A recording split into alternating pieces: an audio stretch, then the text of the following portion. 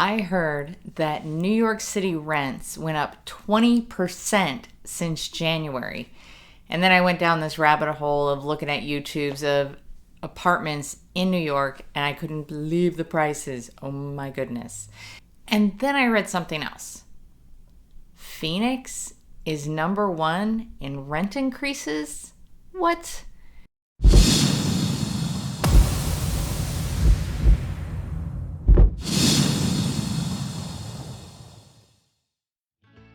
So this is big news, but it got kind of buried because just a few days ago, it was announced that New York had surpassed San Francisco in the highest rent in the country.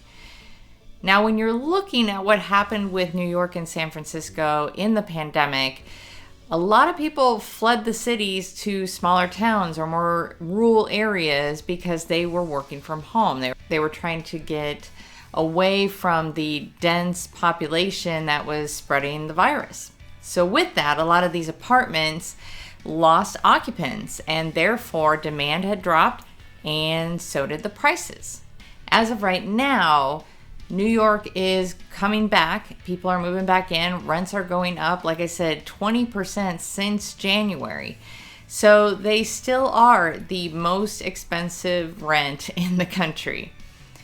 San Francisco held that title for a while, but they dropped just like New York did. They just didn't come up as fast. So what does this have to do with Phoenix? And what's going on with the number one rent hikes in the country? So we're going to talk about apartment rentals today, and I don't talk about rentals often. I don't do rentals very often. So this is just going to be some information I'm sharing with you that if you are looking at moving in the Phoenix area, or you're just moving from one side of the town to the other, just to let you know what's going on with apartment housing here in Phoenix. Take a look at this table right here from RealPage. They're a property management website. And these are major metropolitan areas that showed significant rent increases year over year. So this time last year to now. You got Austin, makes sense, San Diego, Denver. You know, these make sense in the 10 to 15%. And then, yeah, you got Las Vegas and then a whole bunch of Florida cities here in the 15 to 20%. But there's only one name over here in the 20%. You see that, everyone?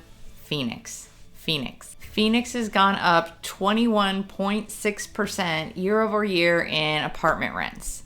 It is the highest year over year increase in the country. And rent increases have happened all over the country, but it's like unprecedented spikes. Here's one more chart for you right here, but look at the average rent increases, and then you've got 2020 right here. We all know what happened in 2020. And then what? Like, come on, people. So what contributed to all this? Well, we already were experiencing a housing shortage. We're actually on like a 10-year housing shortage right now. We just stopped building for a while, and now we're just working to catch up.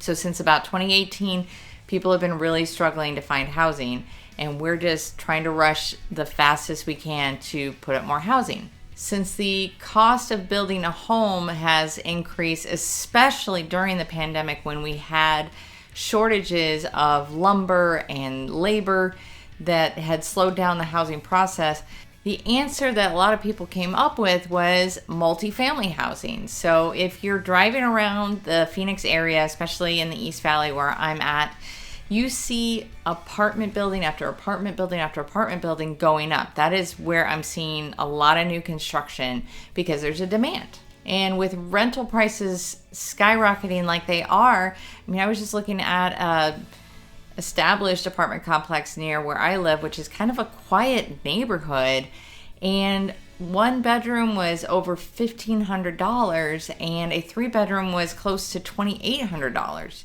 for an apartment. And the demand increases even more with that shortage of single-family homes.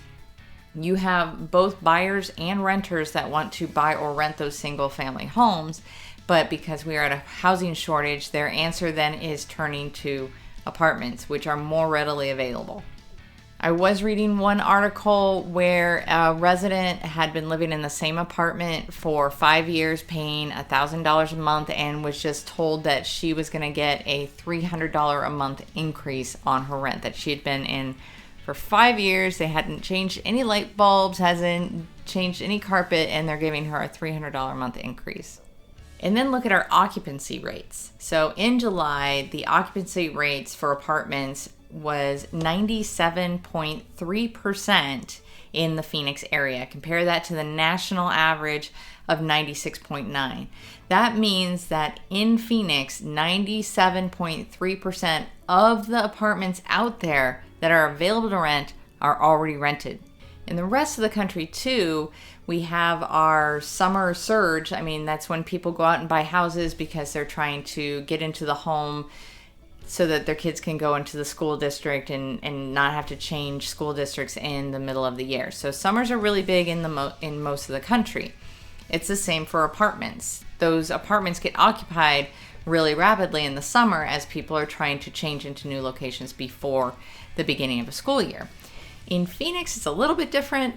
I think we're going to see quite a bit of activity still because we have our winter visitors that come down and also rent here too during the winter. So although Phoenix has the highest rate increase in the country year over year, they're still not the highest rents in the country.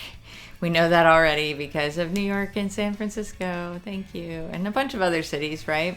The average effective asking rents for Phoenix right now are $1,483. That's still about $66 less than the national average of $1,549. So not the most expensive place to live. Will it get to be the most expensive place to live? Phoenix is the 5th largest city in the country, and we're growing every day in this huge metropolitan area. So is the answer to build more apartments, more single-family housing?